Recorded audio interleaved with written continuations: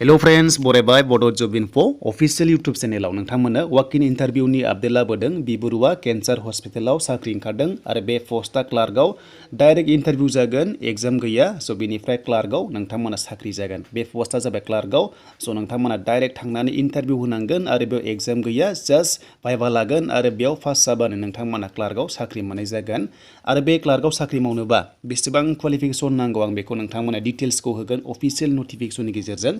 दा नोंथांमोना भिडिअखौ मोजां मोनोबा लाइक खालामनो हागोन चेनेलाव गोदानै फैनायफ्रा साबस्क्राइब खालामनानै लानो हागोन नैबे जाबाय अफिशियेल वेबसाइट दा आं लिंकखौ डिसक्रिप्शनाव होदों स' नोंथांमोना चेक खालामनो हागोन दा बे Barooah कैंसर हॉस्पिटलावहाय साख्रि ओंखारदों क्लार्कआव आरो दा बेखायनो जोंनि बे अफिशियेल नटिफिकेशन नायनोसै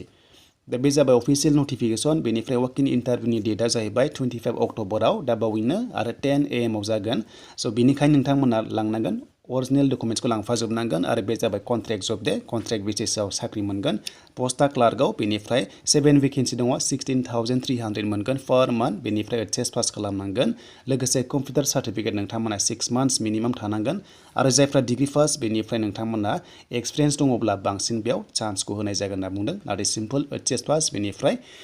डिप्ल'मा कम्पिउटाराव 6 months थाबाबो जागोन बेवहाय थ' नोंथांमोना मोनबाय 7 भेकेन्ट पोस्टआव आनरिजार्भ जाना दङ गासैबो कास्टना बेयाव नोंथांमोना इन्टारभिउ होनो हागोन वाक-इन इन्टारभिउ डाइरेक्ट दसेनो साख्रि जायो बेयाव सप्तासेनि गेजेरावनो साख्रिखौ मोननाय जागोन आरो बे इन्टारभिउआ बे इन्टारभिउआ जागोन कनफारेन्स हलावनो जागोन बे हस्पिटालावनो जागोन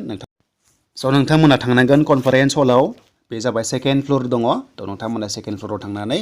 अपिडि बिल्डिं दं मोनसे बेयाव थांनानै डाइरेक्ट नोंथांमोना 25 अक्ट'बराव डाइरेक्ट वाक-इन इन्टारभिउ होनो हागोन बेखायनो गासैबो अरिजिनेल डकुमेन्ट्सखौ लानानै जेरक्स कपि खालामनानै सेल्फ एटेस्टेड पान कार्ड लांफानांगोन नोंथांमोना अरिजिनेलखौहाय स' बेनिफ्राय लोगोसे बाय'डाटा एबा रिज्यूम नोंथांमोना खालामनांगौ आरो बेनिफ्राय पासपर्ट फट' नोंथांमोना होनांगौ दा बेनोमोन आरो लोगोफोर बे जबा कन्ट्रेक्ट जब नोंथांमोना जायफ्रा इन्टारेस्टेड दङ हैबानो जाबाय 16,300 पर मान्थ मोनगोन दे